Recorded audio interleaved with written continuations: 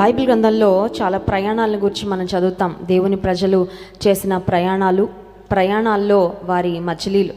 ప్రయాణాలంటే కొంతమందికి చాలా సరదా కదండి. ప్రయాణాలు అనగానే చాలా ఎగ్జైట్ అయిపోతుంది. పిల్లలకి ప్రయాణాలంటే చాలా ఇష్టం, కానీ కొన్నిసార్లు ప్రయాణాలంటే చాలా టెన్షన్ కూడా వస్తుంది. ఎందుకంటే ప్రయాణం అంటే ఇంటి దగ్గర నుంచి అడుగు బయట పెట్టిన దగ్గర నుంచి మళ్ళీ గృహానికి చేరే వరకు అమ్మో ప్రయాణంలో అవసరమైనవన్నీ ఏర్పాటు చేసుకోవాలని ప్రాముఖ్యంగా ఇంటిలో తల్లికి చాలా టెన్షన్ ఉంటుంది. అది కూడా చిన్న బిడ్డలతో ప్రయాణం చేస్తున్నప్పుడు అది ఎంతో డిఫికల్ట్గా ఉంటుంది. ఇశ్రాయేలీలు ప్రయాణం చేశారు.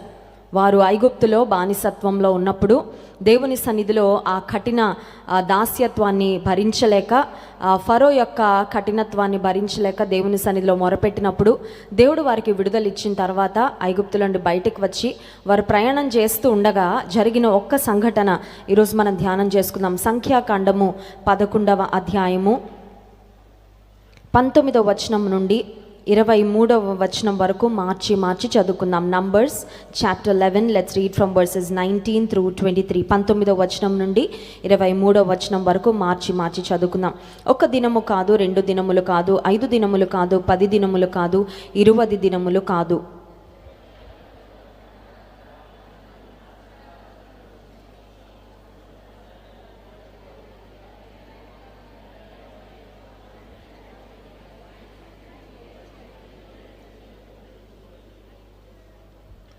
వచనం. అందుకు మోషే, నేను ఈ జనుల మధ్య ఉన్నాను, వారు 6 లక్షల పాదచారులు, వారు నెల దినములు తినుటకు వారికి మాంసం ఇచ్చేదనని చెప్పితివి.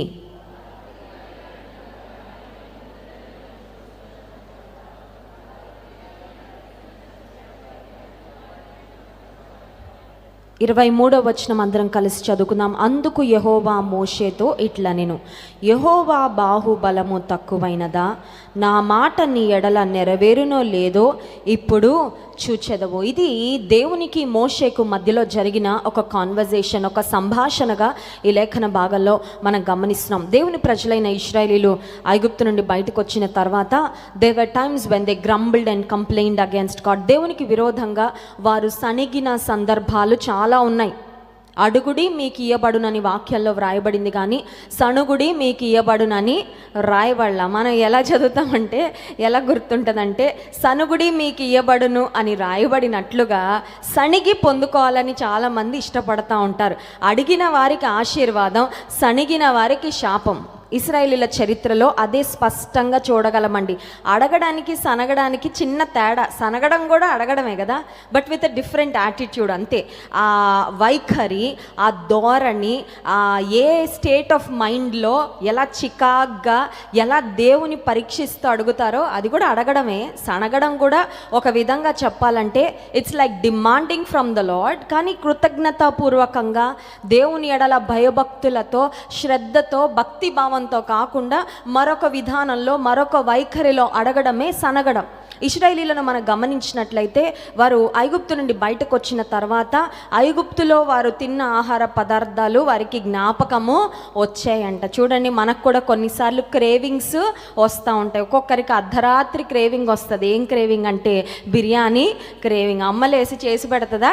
చేసి పెట్టదు. అప్పుడు వెంటనే స్విగ్గీకో జొమాటోకి వెళ్ళి చూసుకుంటారు. ఇంకా 12 అవ్వలేదు కదా, 12 లోపలంట మనం బిర్యానీ ఆర్డర్ చేసినా పట్టుకొస్తారని అప్పటికప్పుడు ఫోన్లో ఆర్డర్ పెట్టుకొని అర్ధరాత్రి సమయంలో టైము రైము చూసుకోకుండా కూర్చొని ముక్కలు తింటూ ఉంటారు. ఎందుకంటే ఆ రాత్రి సమయాల్లో ఏమొచ్చిందనమాట, క్రేవింగ్ వచ్చింది. గర్భిణీ స్త్రీలకు కూడా కొన్ని రకాలైన క్రేవింగ్స్ ఉంటాయి, కొన్ని రకాలైన ఆహార పదార్థాలు తినాలని. మనం ఏదైనా ప్రాంతంలో ఉండొచ్చిన తర్వాత అక్కడ మన ఫేవరెట్ ఫుడ్స్, మనకు నచ్చిన రుచులు అవన్నీ గుర్తొచ్చి కొన్నిసార్లు అబ్బా అవి మళ్ళీ తింటే బాగుండు అని అనిపిస్తుంది. ఇప్పుడు ఇశ్రాయేలీలు ఐగుప్తు నుండి బయటకు వచ్చిన తర్వాత there were travelling for 40 long years, 40 సంవత్సరాలు ప్రయాణం చేస్తూ వచ్చారు.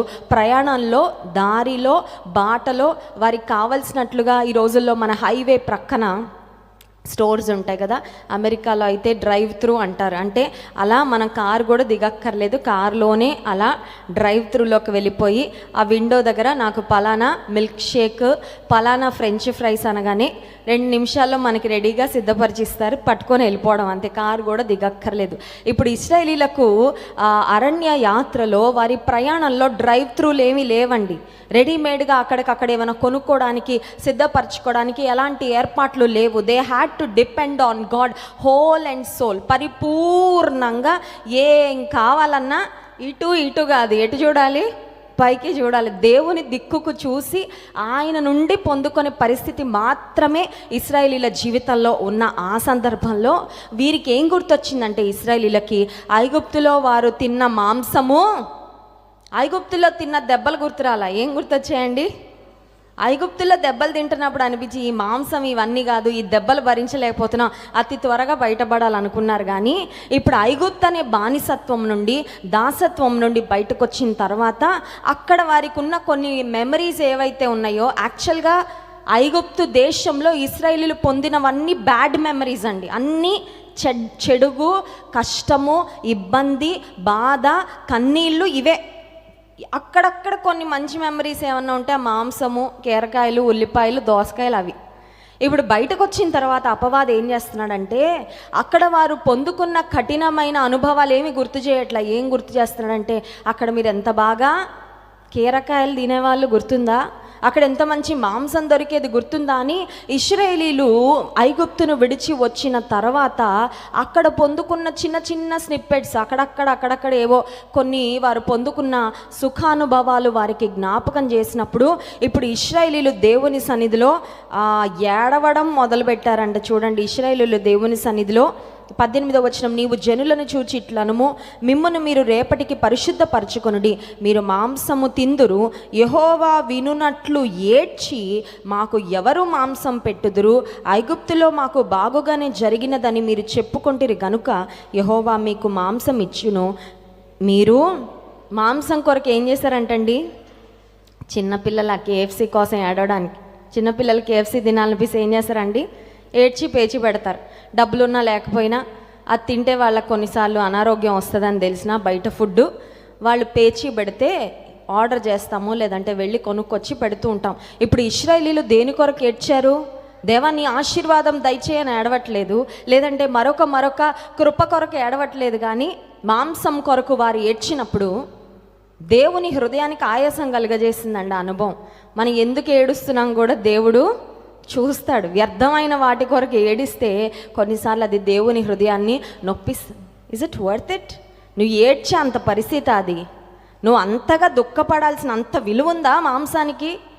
పోషించిన దేవుడు, మన్నాతో పోషించిన దేవుడు, దేవా మాకు మాంసం దయచేయా అని సణగకుండా గొణగకుండా అడిగితే దయచేయడా? ఏడ్చారు ఇశ్రాయేలీలు, ఏడ్చారు. దేవునికి విరోధంగా సనిగినప్పుడు దేవుడు మోషేకు ఒక మాట చాలా క్లారిటీగా చెప్తా ఉన్నారండి. మాంసం ఇస్తాను, ఎన్ని రోజులు ఇస్తానంటే అని ఒక స్పష్టత. చూడండి 19వ వచనం, 1 దినము కాదు, 2 దినములు కాదు, 5 దినములు కాదు, 10 దినములు కాదు, 20 దినములు కాదు, 1 నెల దినముల వరకు, అనగా అది మీ నాసిక రంధ్రములలో నుండి వచ్చి మీకు అసహ్యం పుట్టు వరకు దానిని తిందురు.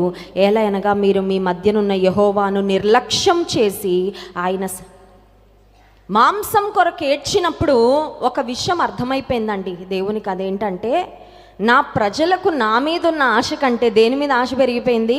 మాంసాపేక్ష ఎక్కువైపోయింది. What is God's desire for his people? మనం దేవుని నుండి చాలా ఆశిస్తూ ఉంటాం, దేవుని మీద చాలా విషయాల కొరకు ఆధారపడతాం, దేవుని నుండి ఎన్నో పొందుకుంటూ ఉంటాం. మన విషయం ప్రక్కన పెడితే మన దేవుడు, మన సృష్టికర్త, మన రక్షకుడు కూడా God has an expectancy from his people. దేవుడు తన ప్రజలమైన మన నుండి కూడా ఆయన ఆశిస్తారు. ఏం ఆశిస్తారంటే, that we must desire, that we must long for him with all our heart. మన హృదయపూర్వకంగా దేవుని సన్నిధి కొరకు ఆకాంక్షించే వారముగా, దేవుని కొరకు ఎదురు చూచే వారముగా, దేవుని ప్రేమించే వారముగా, దేవుని మీద ఆశ పెట్టుకునే వారముగా ఉండాలనేది దేవుని ఆశ, దేవుని ఆకాంక్ష, గాడ్స్ ఎక్స్పెక్టేషన్. కానీ దేవుని యొక్క ఎక్స్పెక్టేషన్స్ విభిన్నంగా విరుద్ధంగా ఇక్కడ ఇశ్రాయేలీలు ఏం చేస్తున్నారంటే మాంసం కొరకు ఏడుస్తూ ఉన్నారు. దేవా నువ్వు మాతో రావాలయ్యా, నువ్వు మాకుంటే మాకేం కావాలో అది మాకు దొరుకుతుందయ్యా, మాకు దయచేస్తావు, మాకు తెలుసని అలా మాట్లాడడం లేదు, అలా చేయడం లేదు ప్రార్థన. ఇశ్రాయేలీలు మాంసం కొరకు ఏడ్చినప్పుడు ఇట్ వాజ్ నెగ్లెక్టింగ్ గాడ్, దేవుని నిర్లక్ష్యపరిచారు అని దేవుడు గ్రహించి దేవుడు అంటున్నారు, ఇశ్రాయేలీలు నన్ను నిర్లక్ష్యపరిచారు, మాంసము కొరకు వారు ఏడ్చారు కాబట్టి 1 నెల దినాలు నేను మాంసం ఇస్తాను అని దేవుడు చెప్పకుండా 1 దినము కాదు, 2 దినములు కాదు, 5 దినములు కాదు, 10 దినములు కాదు, 20 దినములు కాదు, 1 నెల దినముల 30 days 30 రోజులు ఎంతమంది అక్కడ ఉన్నారు అని ఆలోచిస్తే 21వ వచనం, అందుకు మోషే నేను ఈ జనుల మధ్య ఉన్నాను, వారు 6 లక్షల పాదచారులు. నడిచేవారు ఎంతమంది అంట? ఒక్కోడు ఎంతమంది తింటారు చెప్పాలి మీరు, నాకంత అంచనా తెలీదు, చెప్పండి స్త్రీలు చెప్పండి. గెస్ట్లు వచ్చినప్పుడు తెప్పిస్తారు కదా, 5గురా 6గురు తింటారా? గట్టిగా తింటే 5గురు అనుకోండి. నడుస్తున్నారు కదా, త్వరగా అరిగిపోద్ది. క్రేవింగ్ ఎక్కువ ఉంది కదా, చికెన్ క్రేవింగ్ ఎక్కువ ఉంది, మాంసం తినాలని ఎక్కువ క్రేవింగ్ ఉంది కాబట్టి ఒక పక్షి లేదంటే ఒక కోడి 5గురికి వేసుకుంటే 6 లక్షల మందికి ఇప్పుడు ఎన్ని కావాలి? ఎన్ని లారీలు కావాలి, ఎన్ని ట్రక్కులు కావాలి? కొన్నిసార్లు మనం ప్రయాణం చేస్తూ ఉన్నప్పుడు ట్రక్కులు నిండా కోళ్ళు వెళ్తూ ఉంటాయి, ఆ కంపు భరించలేము, పక్క నుండి వెళ్తూ ఉంటాయి. అవన్నీ దింపి అవన్నీ క్లీన్ చేసి అవన్నీ కట్ చేసి అవన్నీ అమ్ముతూ ఉంటారు కదా. ఇప్పుడు 6 లక్షల మంది ప్రజలకు ఎన్ని పక్షులు కావాలి? ఒకసారి ఆలోచన చేయండి. లెక్క పెట్టడమే కష్టంగా ఉంది. అవి కోళ్ళు అంత పెద్ద పక్షులు కాదు, పూరేళ్లను దేవుడు పంపించారు. ఇప్పుడు దేవుడు మోషేతో చెప్తున్న మాట ఏంటంటే, 1 నెల రోజులు గ్యాప్ ఇవ్వను, ఇంకా ప్రతిరోజు ఇస్తా fresh food every day for 6 lakh plus people. 6 లక్షలకు పైగా ఉన్న నా ప్రజలకు నేను మాంసము 1 నెల రోజులు 30 రోజులు ఇస్తాను అని చెప్పగానే ఇప్పుడు మోషే దేవుని ఒక ప్రశ్న అడుగుతా ఉన్నాడు. అది చూడండి 22వ వచనం, వారు తృప్తిగా తినునట్లు వారి నిమిత్తము గొర్రెలను పశువులను చంపవలెనా? వారు తృప్తిగా తినునట్లు సముద్రపు చేపలన్నీ వారి నిమిత్తము కూర్చవలెనా? Moses was thinking practical. మోషే ఇక్కడ ఇప్పుడు ఆలోచన మొదలుపెట్టాడు. ఏమనంటే, నన్ను దేవుడు నాయకత్వంలో పెట్టాడు కదా, ఇప్పుడు ఇంతమందికి 30 రోజులు మాంసము ఏర్పాటు చేయాలంటే సముద్రంలో చేపలన్నీ కూర్చి గొర్రెలు పశువులన్నిటినీ వీరి కొరకు చంపుతూ ఉండాలా? How is it going to become a reality?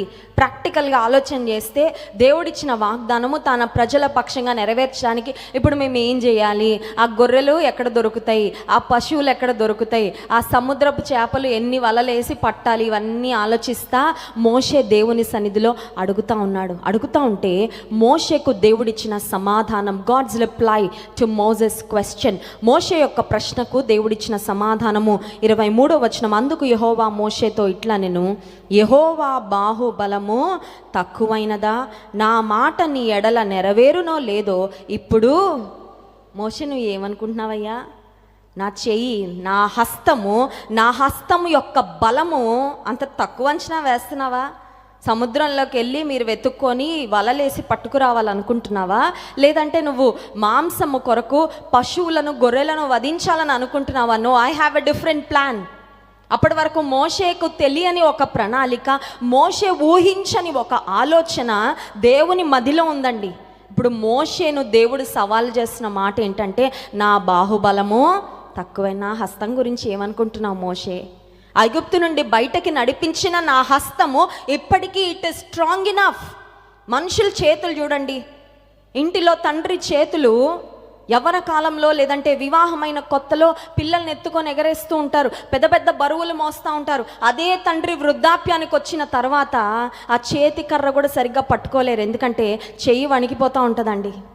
బాహుబలమే, చేతి యొక్క బలమే, కాళ్ళ యొక్క సత్తువే వయసు పెరిగే కొద్దీ మనుషులకు తక్కువైపోతూ ఉంటుంది. కానీ but that's not the case with God. దేవునితో అది కాదండి. ఆయన యుగ యుగములు జీవించేవాడు. సమయంతో కాలంతో ఆయన బలము మనుషులలాగా మనలాగా బలము ఉడిగిపోయేది, శక్తి తగ్గిపోయేది కానే కాదు.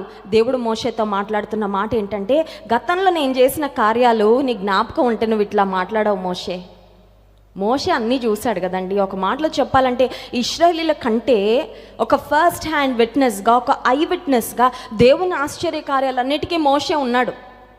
ఎందుకంటే మోషే ద్వారానే దేవుడు అద్భుత కార్యాలు ఇశ్రాయేలీల పక్షంగా జరిగించాడు. ఒక ఎర్ర సముద్రం పాయలు అవ్వడం కానివ్వండి, లేదంటే ఫరోతో వెళ్ళి మాట్లాడడం కానివ్వండి, ఐగుప్తు మీదకి పంపించిన 10 తెగుళ్ళు మళ్ళీ మోషే ప్రార్థించినప్పుడల్లా ఆ తెగుళ్ళు ఆపడం కానివ్వండి, అవన్నీ మోషే ద్వారానే దేవుడు చేసినప్పటికీ ఒకానొక సందర్భం వచ్చేసరికి మోషేకు కూడా ఒక డౌట్ వచ్చింది.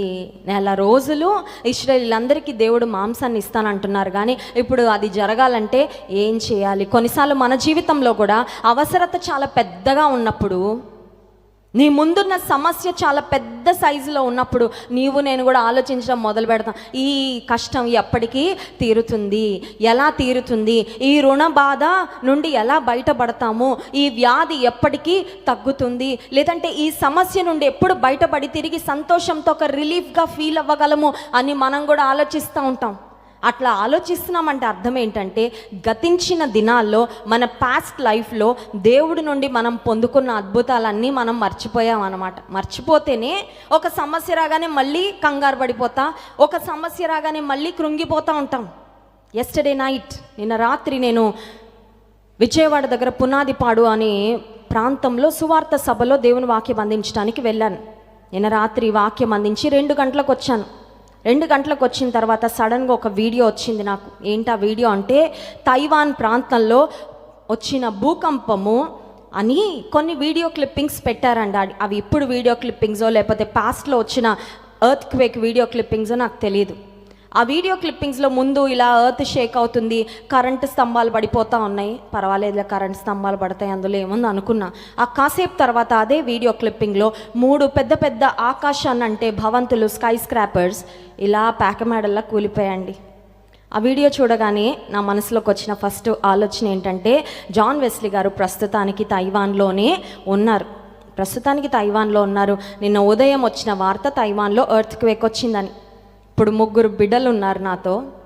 నేను ఇంట్లో ఉన్నాను, దైవజనులు ఆ దేశంలో ఉన్నారు. నిజానికి నాకు విశ్వాసం లేకపోతే రాత్రంతా నాకు నిద్ర పట్టదు, అంతే కదండి. మళ్ళీ ఫ్లైట్ ఎక్కి మళ్ళీ భారతదేశం వచ్చేదాకా నేను తిండి తిప్పలు మానేసుకొని, నిద్రాహారాలు మానేసుకొని, గుండె అరచేతిలో పెట్టుకొని అలా ఉండాలి. కానీ వెంటనే నాకు దేవుని బాహుబలం దేవుడు జ్ఞాపకం చేశాడు. దైవజనులు జపాన్ దేశానికి వెళ్ళారు. జపాన్ నుంచి వచ్చాక అక్కడ భయంకరమైన భూకంపం వచ్చింది. మేము ఇజ్రాయెల్ దేశానికి ఈ వార్ స్టార్ట్ అవ్వకముందు 2 సార్లు వెళ్ళాము. అక్కడ మేమున్నప్పుడు దేవుడు యుద్ధం ప్రారంభం కానివ్వకుండా మేము వచ్చాకే అక్కడ పరిస్థితులు మారాయే. గతంలో కాపాడిన దేవుడు, గతంలో రక్షించిన దేవుడు, గతంలో క్షేమాన్ని ఇచ్చిన దేవుడు ఈ సందర్భంలో కూడా ఇస్తాడు. నిన్న రాత్రి మోకాళ్ళేసి అర్ధరాత్రి 2 గంటల సమయంలో ఒకటే చెప్పా, నాకు తెలుసయ్యా నీ బాహుబలం తక్కువ అవ్వలా. నేను నీ మీద ఆధారపడుతున్నాను కాబట్టి నేను కంగారు పడను, ఎందుకంటే నా చేతిలో ఏమీ లేవు, అన్నీ నీ చేతిలో ఉన్నాయి. మీ దాసుని నువ్వు క్షేమంగా ఉంచుతావని నాకు తెలుసు. అది అర్ధరాత్రి. నేను ఆ టైంలో ఫోన్ చేసి డిస్టర్బ్ చేయాలనుకోలే. ఉదయకాల సమయం లేవగానే ఫోన్ చేస్తున్నా, ఎత్తట్లేదు దైవజనులు. అయినా మళ్ళీ ప్రభు నీ మీద ఆధారపడుతూ, I believe he is safe, ఆయన క్షేమంగా ఉన్నారని నేను నమ్ముతున్నా. ఆ తర్వాత మెసేజ్ వచ్చింది, కాల్ చేశారు, ఇక్కడ అంతా బాగానే ఉంది, తైవాన్లో భూకంపం వచ్చింది కానీ మేమున్న ప్రాంతంలో ఎలాంటి భూకంపం లేదు. ఒకసారి దేవునికి స్తోత్రం చెప్దామా? హల్లెలూయా. ఎందుకు ఈ మాట చెప్తున్నానంటే, నీ జీవితంలో కొన్నిసార్లు సమస్య యొక్క తీవ్రత, సమస్య యొక్క సైజు చాలా పెద్దగా అనిపించినప్పుడు దేవుని బాహుబలం తక్కువైపోయిందని ఆలోచించి కృంగిపోతూ ఉంటాం మనం. దేవుడు మోషేకు అదే జ్ఞాపకం చేశారు. 23వ వచనము, సంఖ్యాకాండం 11వ అధ్యాయం. అందుకు యెహోవా మోషేతో ఇట్లా, నేను యెహోవా బాహుబలము తక్కువైనదా, నా మాట నీ ఎడల నెరవేరునో లేదో ఇప్పుడు చూచెదవు. అండ్ గాడ్ ప్రొవైడెడ్, దేవుడు వారికి అనుగ్రహించారు. 31వ వచనం చూడండి. తరువాత యెహోవా సన్నిధి నుండి ఒక గాలి బయలుదేరి సముద్రము నుండి పూరేళ్లను రప్పించి పాలెము చుట్టూ ఈ ప్రక్కను ఆ ప్రక్కను దిన ప్రయాణమంత దూరము వరకు భూమి మీద 2 మూరల ఎత్తున వాటిని పడిపోయాయంట. మీరు ఇశ్రాయేలీల చరిత్రను గుర్చిన ఆ బైబిల్ మూవీ చూస్తే, ఆ బైబిల్ మూవీలో చిన్న చిన్న పిల్లలు కూడా కోడి పిల్లల్ని పట్టుకుంటారు కదండి. పిల్లలకి కలర్ చిక్స్ అంటే వెళ్ళి పట్టుకుంటే అవి ఏం చేయవు, అక్కడే ఉంటాయి. అలాగా బైబిల్ మూవీలో చూపిస్తారు. పూరేళ్ళన్నీ ఇశ్రాయేలీలు ఉన్న పాలెంలో అవి పడగానే చిన్న చిన్న పిల్లలు కూడా ఒక్కొక్క పూరేళ్ళు 2 పూరేళ్ళు పట్టుకొని వచ్చారండి. అంటే దేవుడు వాగ్దానం చేస్తే he has a plan, he has a strategy. ఆయనకు ఒక సంకల్పము, ఆయన ఆలోచన, ఆయన కార్యాచరణ మనిషిని ఊహకు కూడా, మన మేధస్సుకు కూడా అందదు. మోషే ఏదో అనుకున్నాడు, గొర్రెలు పశువులు ఎక్కడి నుంచి గ్యాదర్ చేయాలయ్యా, ఇప్పుడు వాటన్నిటిని చంపితే ఎంత రక్తం, ఎక్కడ అసలు ఏం చేయాలి, ఎలా చేయాలి, how to provide for your people. ఎందుకంటే అప్పటి వరకు దేవుడు మోషే ద్వారా కార్యాలు జరిగిస్తూ వచ్చారు కదా. మోషే అనుకున్నాను, ఇది నేను ఎలా చేయాలి, సముద్రానికి వెళ్ళి ఎన్ని చేపలు పట్టుకురావాలి, దేవుని ప్రజలకు మాంసం తినాలనే ఆశ కలిగిందే. దేవుడు ఆయన సన్నిధి నుండి ఒక గాలి బయలుదేరిందంటండి. దేవుడు కార్యాలు చేసే విధానానికి, మనుషులు కార్యాలు చేసే విధానానికి చాలా తేడా, హ్యూజ్ డిఫరెన్స్. నేను చేయాల్సింది ఏంటంటే దేవుడు ఎలా కార్యాలు చేస్తారని ఆలోచించడం కాదు, కానీ దేవా నీ కార్యాలు నువ్వు చేస్తావు, నమ్మికతో ఎదురు చూసే విశ్వాసం నాకు ఇవ్వని విశ్వాసంతో కనిపెట్టాలి. ఒకసారి స్తోత్రం చెప్దామా? Hallelujah. Lord, I do not know how it's going to happen, I do not know how you are going to make it happen, but I believe that you will make it happen. ఎలా జరుగుతుంది అని ఆలోచించడం నా వంతు కాదయ్యా, కానీ నువ్వు ఖచ్చితంగా జరిగిస్తావని మాత్రం విశ్వాసంతో నమ్మడం మాత్రమే నా వంతు. ద లార్డ్ ప్రొవైడ్స్, యెహోవా ఈరే. అబ్రహాము తన కుమారుడైన ఇస్సాకును తీసుకుని వెళ్తున్న సమయంలో కూడా he had the same thought. Abraham కుమారుని మనసులో ప్రాముఖ్యంగా ఈ ఆలోచన ఏమనంటే, గొర్రెపిల్ల ఏది, బలికి వేర్ ఇస్ ద ల్యాంబ్. అప్పుడు అబ్రాహాం ఒకటే మాట చెప్పాడు, దేవుడు చూసుకున్నాడా లేదా? చూసుకున్నాడండి. నాకు ఒక ఇష్టమైన వచనం ఏంటంటే, యెహోవా ఈరే, అన్నీ చూసుకుంటాడు మన దేవుడు. హల్లెలూయా. కొన్ని చూసుకొని కొన్ని వదిలిపెట్టేవాడు, కొన్ని పట్టించుకొని వాడు కాదు. It doesn't just care about the big things, but he cares about everything. పెద్ద విషయాలే దేవుడు పట్టించుకొని, నేను పెద్దోడిని, గొప్పవాడిని, నేను చిన్న విషయాలన్నీ మీరు చూసుకోండి, అన్నీ నా దగ్గర తీసుకురావద్దు అని దేవుడు అనడు. He takes care of every detail in your life and my life. మన జీవితంలో ప్రతి విషయాన్ని దేవుడు గమనించేవాడు. ఇక్కడ మనం గమనించినట్లయితే ఇశ్రాయేలీలు ఇందాక మనం చూసాం కదా, ఏడ్చారంట మాంసం కొరకు. దేవుని వారు నిర్లక్ష్యం చేశారని దేవునికి ఆయాసం కలిగింది. అడిగింది అయితే పొందుకున్నారు, కానీ 33వ వచనం, ఆ మాంసము ఇంకా వారి పండ్ల సందున ఉండగానే అది నమలక మునిపే యెహోవా కోపము జనుల మీద రగులుకొనెను. యెహోవా తెగులు చేత వారిని బహుగా బాధించెను. మాంసాపేక్ష గల వారిని జనులు అక్కడ పాతిపెట్టినందున ఆ స్థలమునకు కిబ్రోత్ హత్తావా అని పేరు. మాంసాపేక్ష కలిగి దేవుని నిర్లక్ష్యం చేసి, మాంసం ఉంటే చాలు మా బ్రతుకు అనుకున్న వారికి మాంసం దొరికింది కానీ ప్రాణాలు పోయాయండి. ఈ రోజుల్లో కూడా చాలామంది శరీరాశల వెనకాల వెళ్తూ, ఇది ఉంటే చాలు, ఇది అనుభవిస్తే చాలు, లోకంలో ఈ సుఖం ఉంటే చాలు, దేవుడు అక్కర్లేదు అనుకున్న వారు అవి పొందుకుంటున్నారు, కానీ వారు నిత్య నరకాగ్నికే వెళ్తారు. యుగాలు వారు నిత్య నాశనంలోనే వారు ఉండిపోతారు, కానీ నిత్య జీవాన్ని మాత్రం పొందుకోలేరు. ఇక్కడ మనం గమనిస్తే their cravings brought them to the grave. Craving అంటే ఏదైనా చెయ్యాలి అనే తీవ్రమైన ఆశ. మన హృదయంలో కూడా కొన్ని క్రేవింగ్స్ వస్తూ ఉంటాయండి. క్రేవింగ్ అంటే ఏంటంటే కేవలం ఆహారాన్ని గురించి అని నేను చెప్పడం లేదు, కానీ something that you cannot resist, a strong desire. ఒక హృదయంలో నుంచి వచ్చే ఒక బలమైన ప్రేరేపణ, చేయాలి. అది ఏదన్నా అవ్వచ్చు, ఒక స్థలానికి వెళ్ళడం అవ్వచ్చు, ఒక దృశ్యం చూడడం అవ్వచ్చు. I know some people struggle with sinful cravings. కొంతమందికి ఈ రోజుల్లో ఉదయం లేవగానే క్రేవింగ్ మొదలైపోద్ది. ఏదో వ్యర్థమైన దృశ్యాలు చూడాలని పాపపు ప్రేరేపణ, వ్యర్థమైన స్థలాలకు వెళ్ళాలని పాపపు ప్రేరేపణ. ఇశ్రాయేలీలు మాంసాన్ని అడగడం పొరపాటు కాదు, కానీ మాంసం కొరకు ఏడ్చారు. They had a deep craving for meet and flesh. అంత మాత్రమే కాదు, దేవుని నిర్లక్ష్య పెట్టారు. ఇది ఉంటే చాలు, బ్రతుకుకి ఇక మాంసం దొరికితే చాలు అనుకున్నారు. దొరకాల్సింది దొరికింది, కోరుకున్నది పొందుకున్నారు, కానీ ప్రాణాలు మాత్రం పోగొట్టుకున్నారు. దేవుని సన్నిధిలో మనకి ఏ అవసరమో మన పరలోకపు తండ్రికి తెలుసండి. మనకి ఏ సమయంలో ఇవ్వాలో మన పరలోకపు తండ్రి ఖచ్చితంగా దయచేస్తారు. కానీ నీ సన్నిధి నాకు లేకపోయినా పర్వాలేదయ్యా, నాకు పలానిది కావాలి అన్నట్లుగా ఈ లోకాశల వెంట వెళ్ళి వాటి కొరకు క్రేవ్ చేసుకుంటే బహుశా ఇశ్రాయేలీల వలెనే నష్టపోవాల్సి వస్తుందేమో. ఈ మధ్యాహ్న కాల సమయంలో ఒకవేళ నీ జీవితంలో వచ్చిన సమస్యను బట్టి మోషేలాగా నువ్వు ఎక్కువ ఆలోచిస్తున్నావేమో. మనసులో ఎక్కువ ఆలోచన, అంచనాలు వేయడము, ఎస్టిమేషన్స్, లాజిస్టిక్స్ ఇవన్నీ ఆలోచిస్తూ ఉంటే ప్రార్థన రాదండి. ఎందుకంటే you are only thinking about the practicality. ఎలా జరుగుతుంది, ఎలా జరుగుతుంది, ఎలా జరుగుతుంది, ఎలా జరుగుతుంది, ఇది ఎలా సాధ్యం, ఎలా సాధ్యం, ఎలా సాధ్యం అనే కంగారు వస్తే ప్రార్థన రాదు. ఎందుకంటే you will not be at rest. నెమ్మదిగా ఉండలేనప్పుడు ప్రార్థన చేయలేవు. ఒకవేళ మోషే వలె నీ జీవితంలో ఉన్న ఒక సమస్యను బట్టి, నీ జీవితంలో నువ్వు ఎదురు చూసిన ఒక ఆశీర్వాదాన్ని బట్టి, if you are thinking too much, if you have too many questions, if you are worried too much, దేవుడు నీతో కూడా అదే మాట మాట్లాడుతున్నారు.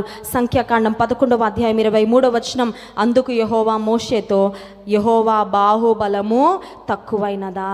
తక్కువైందా? అవ్వలేదండి. కీర్తన 89వ కీర్తన 21వ వచనం చదువుకుందాం, అందరం కలిసి చదువుకుందాం. 89వ కీర్తన 21వ వచనం, దేవుని బాహుబలాన్ని గుర్చిన ఒక శ్రేష్టమైన లేఖన భాగం ఇక్కడ మనం చూస్తున్నాం.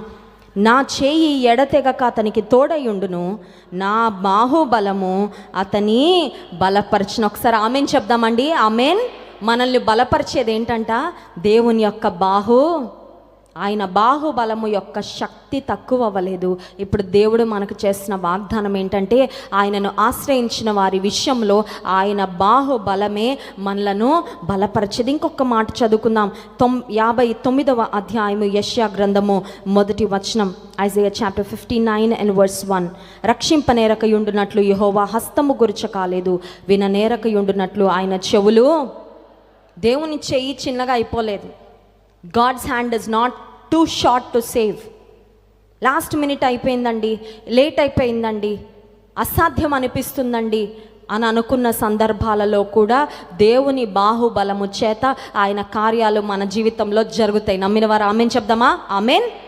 ఆయన బాహుబలము తక్కువ అవ్వలేదు. నీవు నమ్మగలవా? విశ్వసించగలవా? నీవు నమ్మితే ఖచ్చితంగా దేవుని కార్యాలు చూస్తావు. ఆయన బాహుబలము చేత బలపరచబడి, ఆయన బాహుబలము చేత గొప్ప ఆశ్చర్య కార్యములు మనందరము పొందుకొందుము గాక. ఆమెన్. కళ్ళు మూసుకోండి, ప్రార్థన చేసుకుందాం.